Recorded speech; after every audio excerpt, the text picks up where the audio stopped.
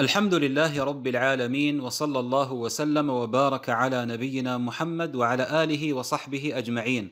أما بعد، حياكم الله جميعا ومرحبا بكم مع المرقعات الفاشل من جديد. حاول المدعو ماجد الأموي بالرد علي عندما دعسته في حلقة سابقة وبينت جهله.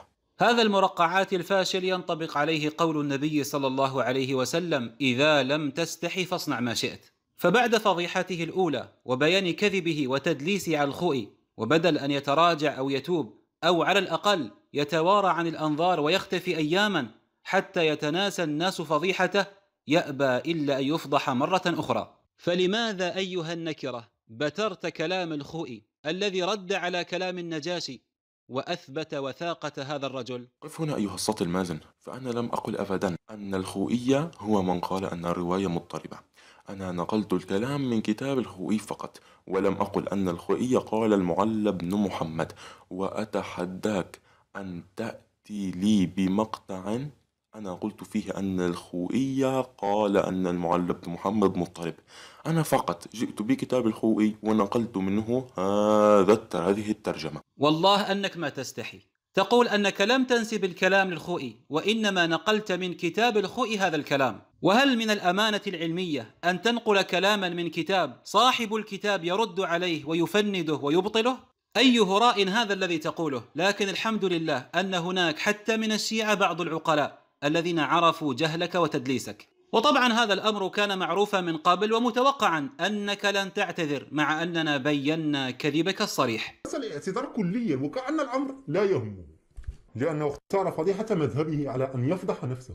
ولنسلم معك أن المعلى بن محمد ثقة، بل واجتمع علماء الشيعة بالإجماع على الوثوق به. لا فقط تسلم، بل تقر وتعترف وتذعن رغم أنفك. هل تصح الرواية؟ سأقول لك لا تصح الرواية. ستسألني لماذا لا تصح الرواية؟ سأقول لك الراوي الثالث لهذه الرواية الذي هو الحسن بن علي مطعون فيه. فالآن بعد أن انتهينا من الراوي الثاني وهو المعلى ابن محمد الذي بينا جهله وتدليس على الخوئي، انتقل الآن إلى راوي ثالث، واستعدوا الآن لمصيبة وفضيحة أخرى. لنرى. جاء في كتاب معجم رجال الحديث في المجلد السادس للخوئي رحمه الله في الصفحة 82 يقول: الحسن بن علي الهمداني قال الشيخ فيه إنه مطعون عليه. فإذا كما رأيتم الشخص الثالث من رواة الحديث مطعون عليه، فلا يمكنك إلزامنا برواية مطعون على راويها. ما شاء الله على زعيم الحوزة. يقول أنه ورد في السند الحسن ابن علي وهو الهمداني وهو مطعون فيه كما قال الخوئي في معجم الرجال. سأقول لك الراوي الثالث لهذه الرواية الذي هو الحسن بن علي مطعون فيه. وقد وقع هذا المرقعات في فضيحة ومصيبة أخرى، فإن الحسن بن علي في السند ليس الهمداني وإنما رجل آخر. وسبحان الله، هذا الخطأ نفسه قد وقع فيه من قبل الهالك خسرو، وقد بينت جهله في هذه القضية. فكأن القوم سبحان الله يتوارثون ويتواصون بنفس الغباء والجهل.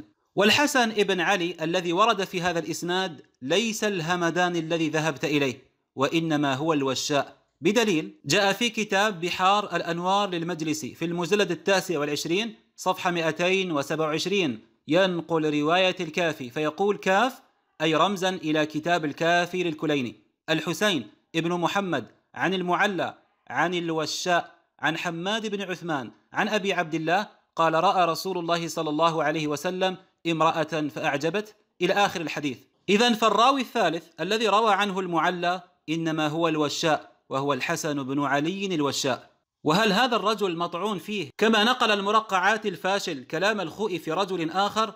نرجع إلى نفس الكتاب معجم رجال الحديث للخوئي في المجلد السادس صفحة 37: الحسن بن علي بن زياد قال النجاشي: الحسن بن علي بن زياد الوشاء بجلي كوفي، قال أبو عمرو ويكنى بأبي محمد الوشاء، خير من أصحاب الرضا عليه السلام، وكان من وجوه هذه الطائفة. ثم قال الخوئي في الصفحة 40: وكيف كان، فلا ينبغي الريب في جلالة الرجل ووثاقته. وعليه فالخوئي وثق الوشاء الحسن ابن علي الذي ورد في السند ولم يضعفه، لأنه باختصار ليس الهمدان الذي ذكرته يا مرقعاتي.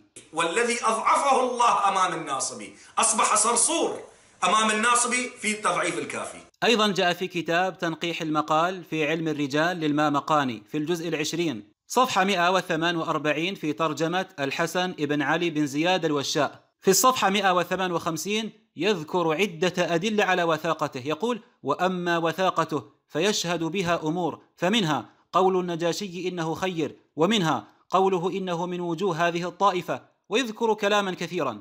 ثم في الصفحة 160 يقول: ومنها أي من أدلة وثاقته رواية المشايخ عنه وروايته عن المشايخ. يقول المحقق في الهامش: أما رواية المشايخ عن المترجم فهم كثيرون، وإليك أسماء بعضهم. أولا معلى ابن محمد البصري، الحسن أقلا. وفعلا رواية الكافي رواها المعلى ابن محمد البصري عن الحسن ابن علي، فدل هذا على أن المقصود به الوشاء. ولاحظوا هنا كيف قال معلى ابن محمد البصري الحسن أقلا، هذا الراوي الذي كان سببا في فضيحة المرقعات، يقول عنه أنه في أقل أحواله حسن.